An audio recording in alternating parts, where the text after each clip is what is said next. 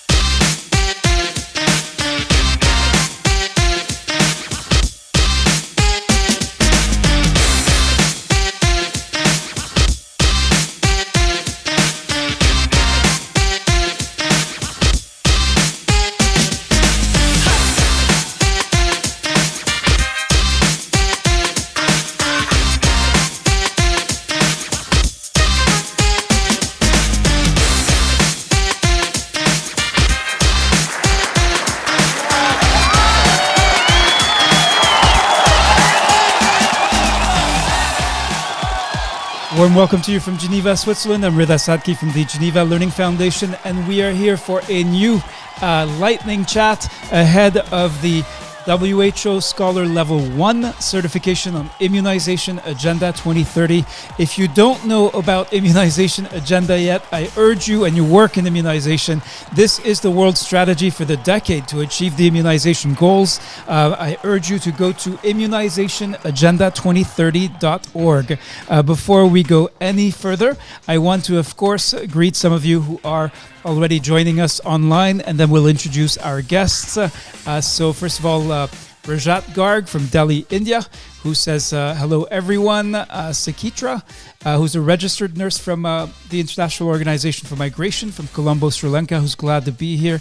Bakare Ajoka from Nigeria. Amel El-Taher from the Kingdom of Saudi Arabia. Mercy Onu-Peters, who's watching from Nigeria and sends her greetings to everyone. Greetings back to you. Kaing Kaingi from Myanmar. I hope I haven't mispronounced your name too badly, but a warm welcome to you.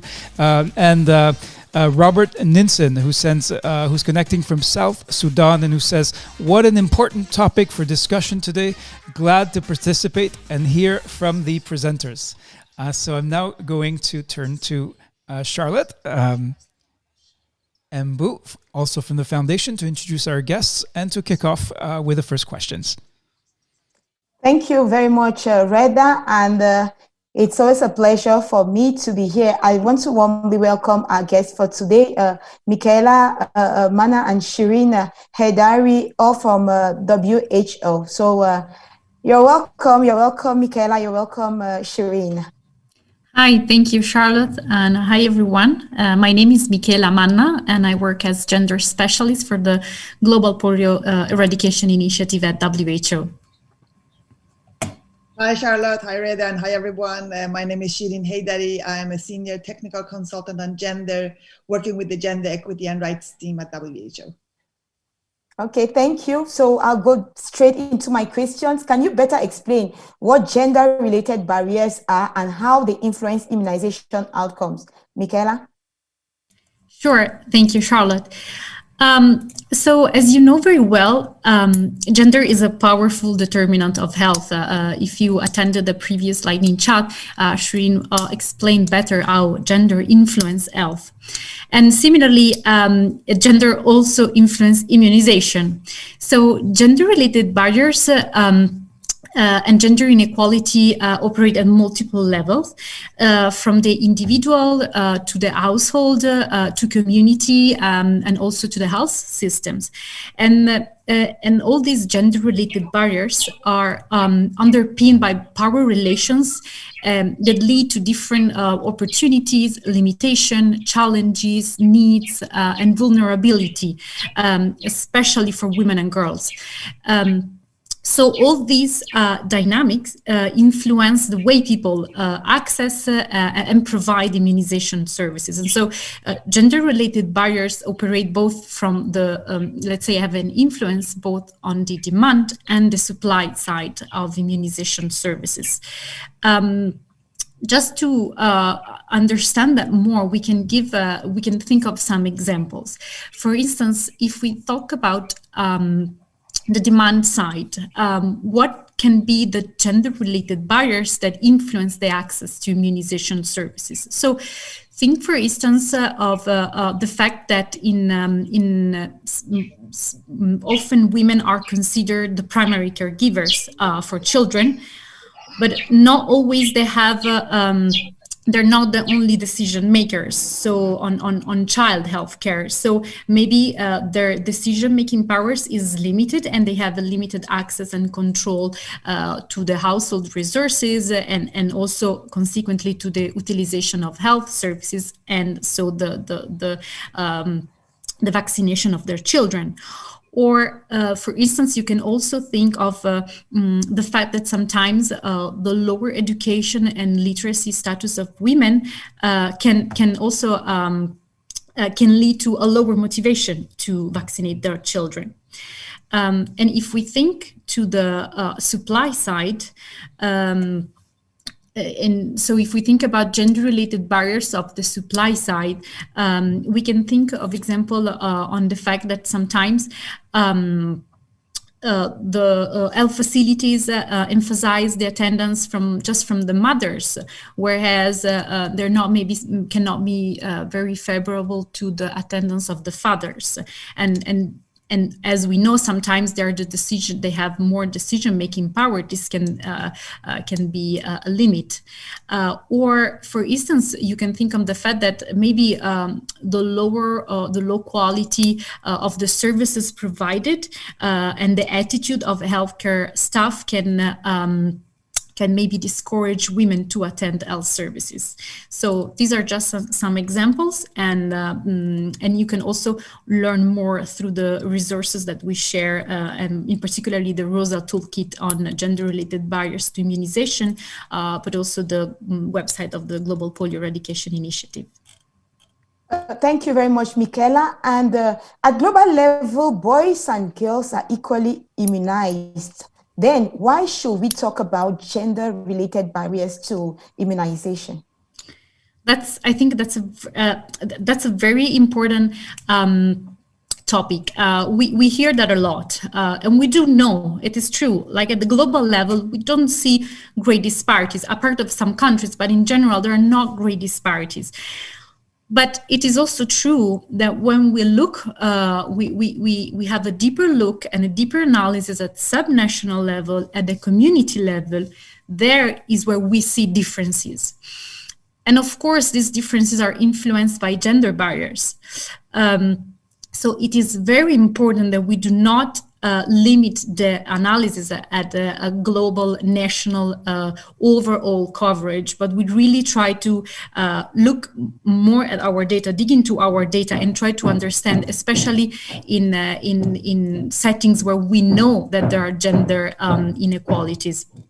So, for instance, I would like to give you an interesting example that it's coming from a report that has been carried out from an international NGO called PATH, that is reporting data for India. We can share that resources as well, of course, but data from India is, for instance, showing that in states where the states were performing overall coverage for boys and girls, actually at the subnational level and community levels, there were some interesting, some, let's say, important differences in immunization coverage.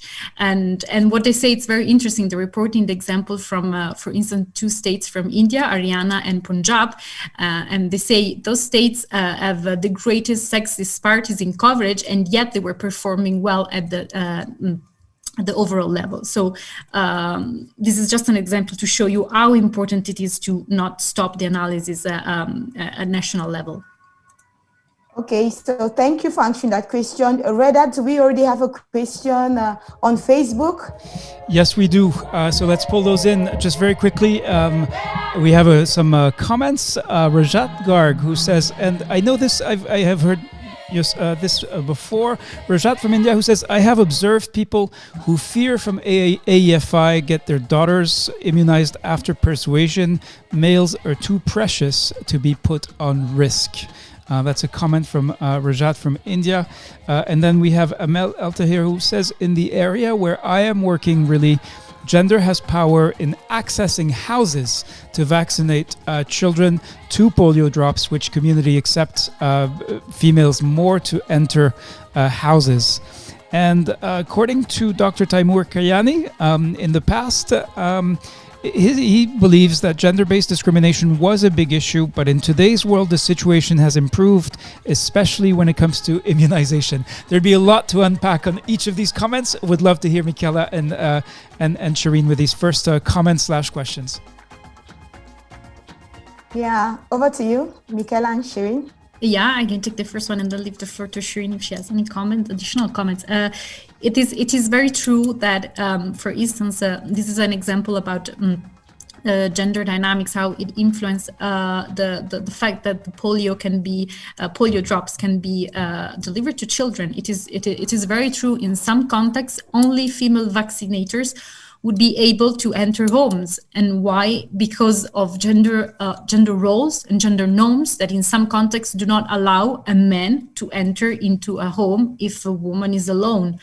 And these are important factors that need to be taken into account when we design an immunization program. And this is an example. About gender equality in general, major progress has been done. It is true. But a lot has to be done.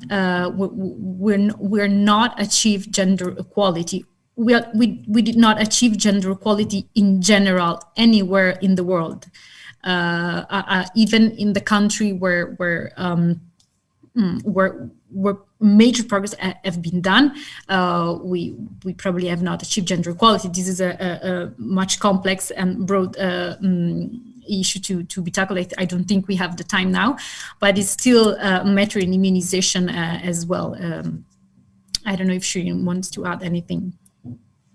Thank you, Michela. I mean, Michela has really addressed main points, and I think that's absolutely right.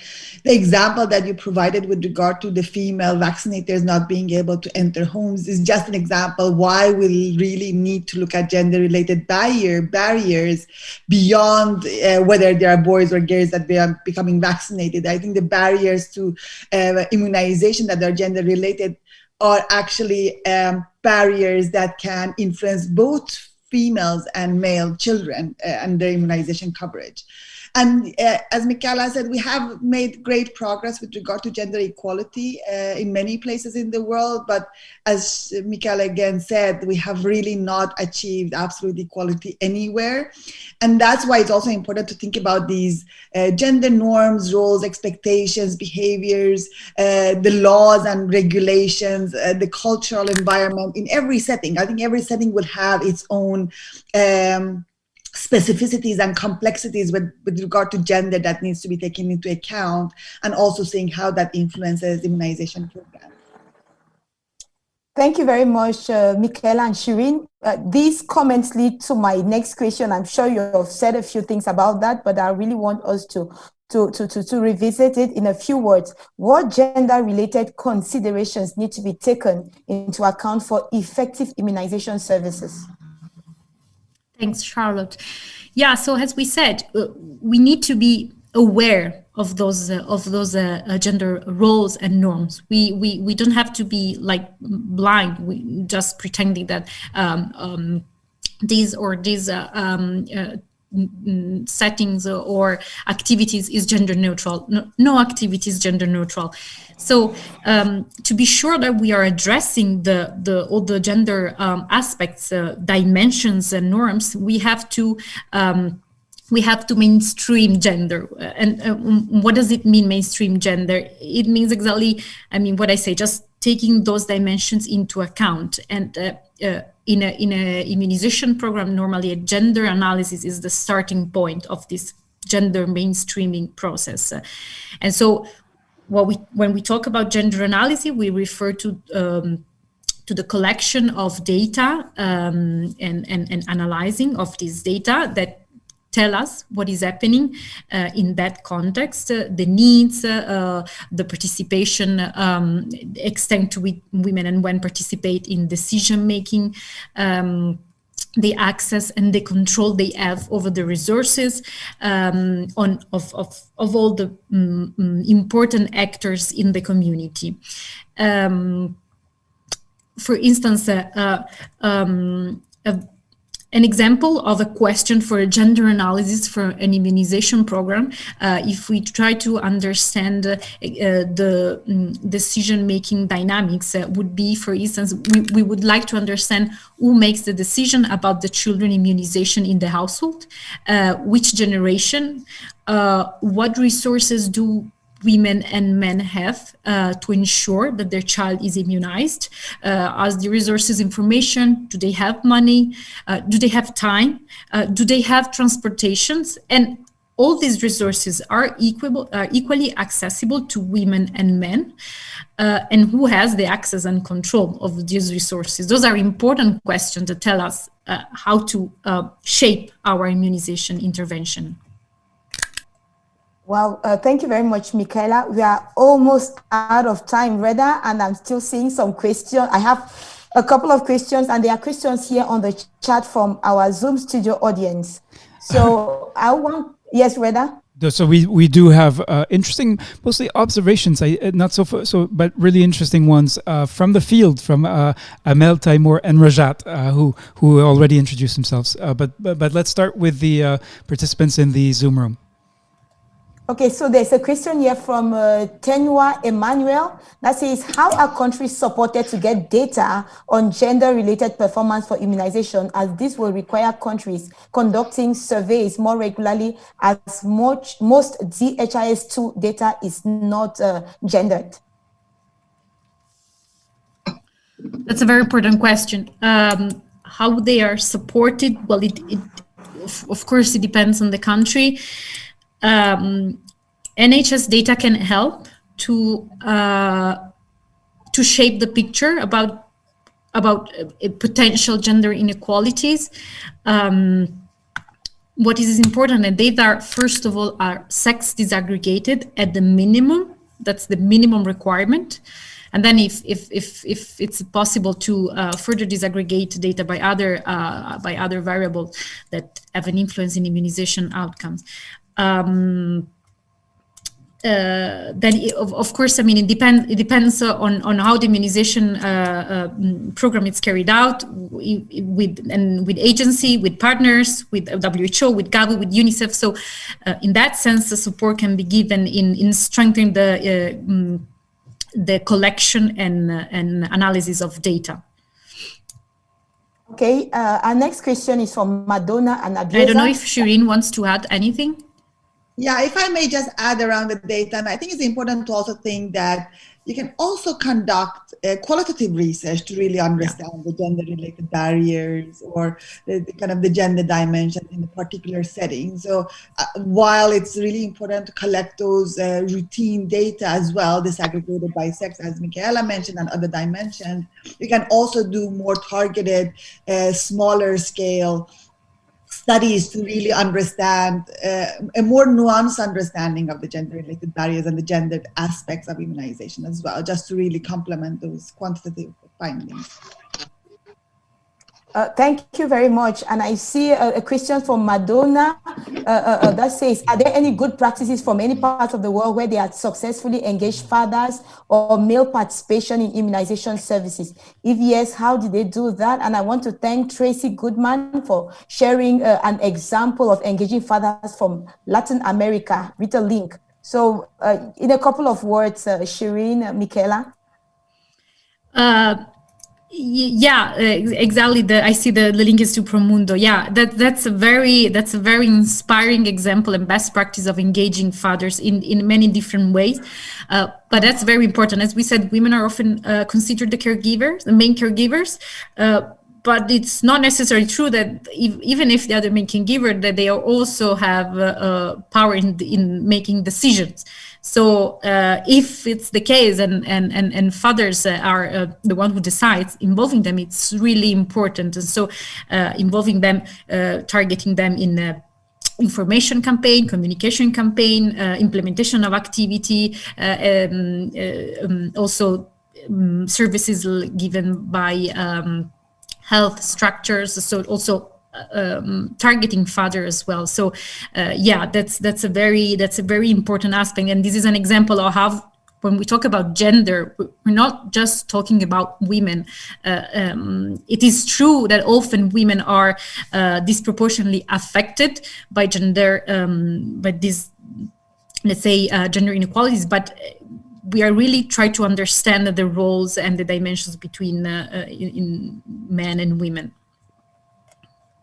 Okay, thank you. I see Jean de Dieu, a French participant, has a raised hand. So I'm going to invite Jean. Vous pouvez activer votre micro et vous avez la parole pour poser votre question. So if you're English speaking... Bonjour tout le monde, c'est Dr Jean de Dieu des RDC. En fait, moi, c'est juste une expérience que je veux donner par rapport à la RDC. En fait, l'implication du genre dans la vaccination... When it comes to her involvement here of genders in the immunization program, that's very important. It's especially important in rural areas, because you really need to know better, have a better communication of the whole community, how this works, because even like women who in Africa, we say that they look after the house, they look after the children. She also needs to be educated. It's really a problem of education and education. Otherwise, they tend to not accept immunization. And then we need to also talk about the traditions in the different tribes. In each tribe, you will have different traditions. And we need to make the link here with our communication with these traditions to make sure that, you know, it's clear for them. And if we don't create this link between their tradition and the immunization, it's going to be very hard to get people involved and people on board. And also, in cities now, I think it's campaigns. Immunization is easier to understand in cities. However, it's all about communication. It's about the vaccinators in the vaccination centers, and everyone needs to be involved, and everyone needs to be aligned. And I have one question. Is it necessary to imply and to involve all the actors at local level, all the tribes, all the heads of villages, when it comes to really like their involvement and increasing immunization? Maybe you have experience to share. When you listen to him, his comments, and then his question, what do you have to say to that? That's a very extremely interesting and useful insights from DRC. That is very true. The situation can change a lot from a rural to a urban setting. And this is why every context is different. And this is why, as we said, we have really to unpack the data.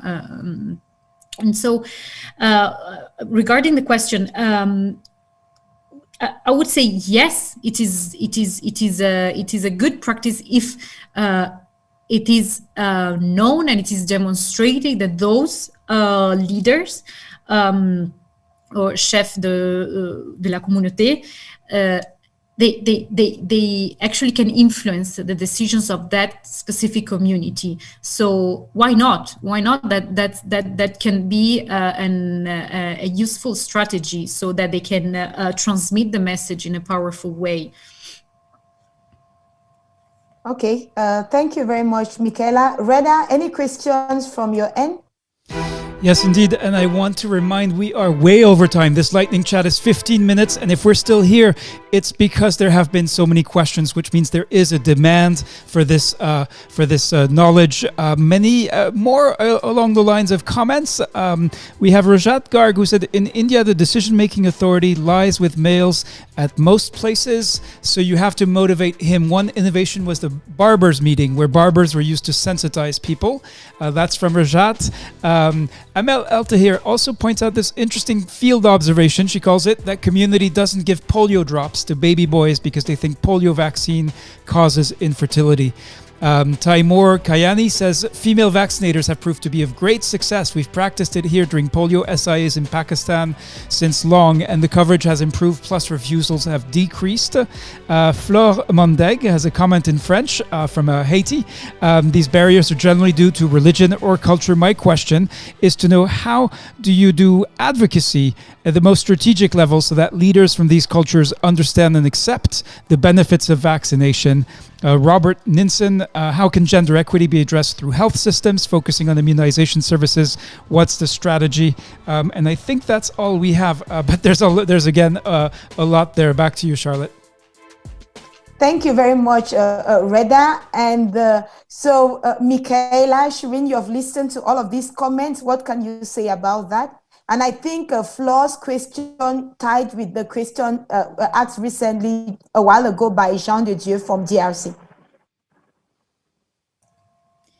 Yeah, okay, very, very important, all very important questions. I know we're running out of time. So, sorry, I hope I'm not missing anything. Yeah, the barber shop initiative, it's a very good example of how to innovate and engage men. As regarding the polio vaccination, yes, there's a concern, and in fact, when we say that again, it's about girls and boys. Sometimes we see in the world that the immunization is different from boys because they are kind of protected when there are misinformation going around. They're kind of protected, and if boys are preferred to compared to girls, they are kind of protected from the vaccine because if they believe that it gives infertility, they're protected, and so they have lower immunization coverage. There was another question about how to mainstream gender equity in immunization program, if I'm not mistaken, one of the last one.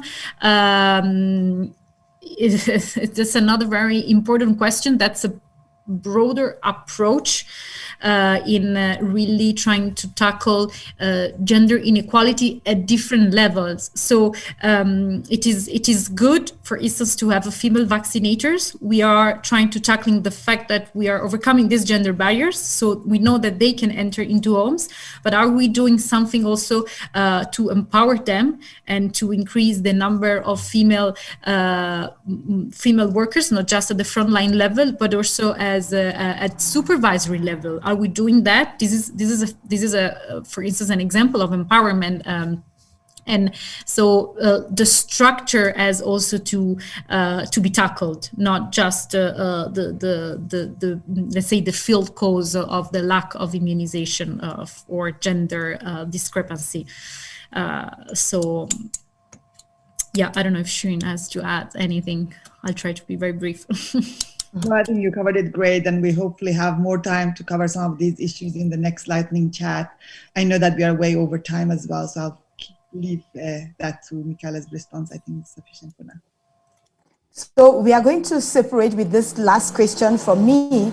We are talking about IA2030, and it's all about leaving no one behind. How is gender integrated into IA20, and what will success look like in 2030 through the gender lens? Thanks, Charlotte. So as you probably are aware, in Immunization Agenda 2030, gender is particularly tackled under the priority 3, coverage and equity. And in the key area of focus, the Immunization Agenda 2030 identifies the fact that it is important to identify barriers to vaccination. So all the barriers that can hamper the uptake of vaccination services that are due to age, location, social and cultural, but also gender-related factors, and also that the use of gender-responsive strategies. So again, as we said, understand the role of gender in accessing vaccination services and use gender-responsive strategies to overcome the barriers that are faced both by the recipients, the caregivers, as we said, the service provider, and the health workers. So there will be a more focused document on gender and immunization that is in the pipeline, and that will tackle specifically the role of gender in immunization. And so that hopefully that will be a guide to better recognize those barriers and address them. Thank you very much, Michela and Shirin, for answering our questions. Over to you, Reda. All right, well, thank you. Thanks to all three of you. This was one of a series of lightning chats. I'd like to ask you, even if you're alone in front of your computer screen, to offer a round of applause to everyone who contributed to this fast-paced Q&A. If you are left thirsting for more, that is by design. You can go to, we warmly recommend going to the Immunization Agenda 2030.org.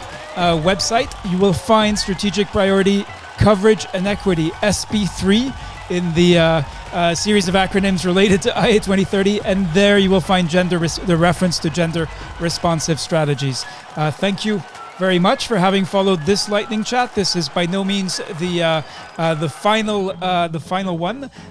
So please keep an eye on your emails so you can see when the next one is happening. Thank you once again. Take care and goodbye.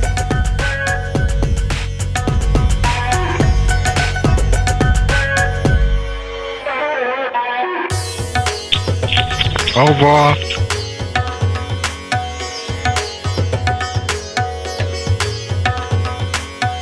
Au revoir. Merci beaucoup. Bye, everyone. Have a good day.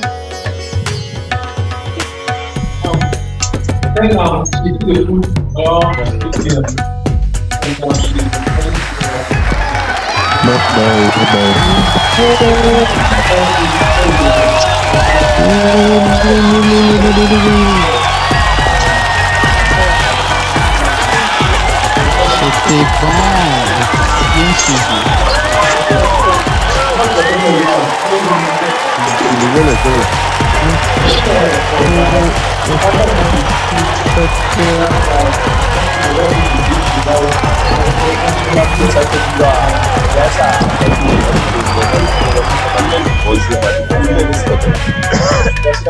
Kamu aja